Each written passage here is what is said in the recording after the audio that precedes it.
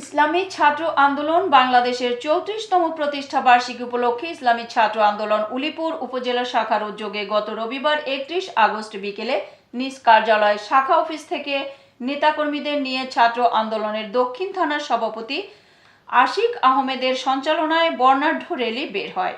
উলিপুর প্রতিনিধি আবু রাহান আলীর পাঠানো তথ্য ও ভিডিও চিত্রে বিস্তারিত।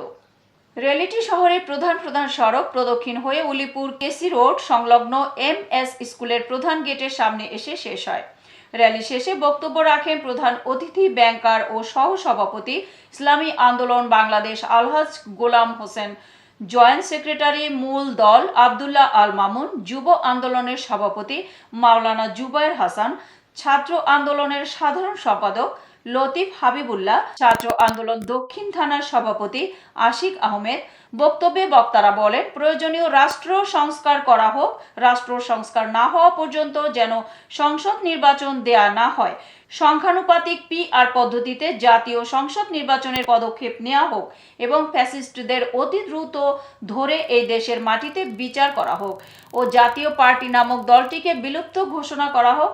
যুব আন্দোলনের সভাপতি মাওলানা জুবায়ের হাসান বক্তব্যে বলেন, 24 গণ অভ্যুত্থানের একজন সেনানায়ক ছিলেন গণ অধিকার পরিষদের নূর, তার উপরে অন্যায়ভাবে নির্যাতন জুলুম করা হয়েছে, যেটা কোনো মানুষের উপর নির্যাতন করা সম্ভব না। আমরা আজকের এই প্রোগ্রাম থেকে আহ্বান করতেছি, এই ফ্যাসিস্ট সরকারের যে দালাল জাতীয় পার্টিকে তাদের অতি সত্বর বাংলাদেশের সকল কার্যক্রম নিষিদ্ধ করতে হবে। চট্টগ্রাম বিশ্ববিদ্যালয়ের ছাত্র ভাইদের উপরে নির্মম ভাবে অত্যাচার করা হচ্ছে, অথচ তার আগের রাতে আমরা দেখেছি আমাদের পুলিশ প্রশাসন ভাইয়েরা আমাদের নূর ভাইয়ের উপর কিভাবে জুলুম নির্যাতন করেছে। প্রিয় ছাত্র ভাই, আপনাদেরকে উদারত আহ্বান জানাই, আগামীর কাফেলায় পীর সাহেব হুজুর চরমনার নেতৃত্বে যুক্ত হবে। আপনারা ছাত্ররা পীর সাহেব হুজুরের ডানে থাকবেন, বামে থাকবেন এবং বাংলাদেশে সুখী সমৃদ্ধশালী ইনসাফ ভিত্তিক কল্যাণকর রাষ্ট্র করার জন্য আমি উদারত আহ্বান জানাবো। ছাত্র আন্দোলন ব্যাপক ভূমিকা রাখবে। এতক্ষণ সঙ্গে থাকার জন্য ধন্যবাদ।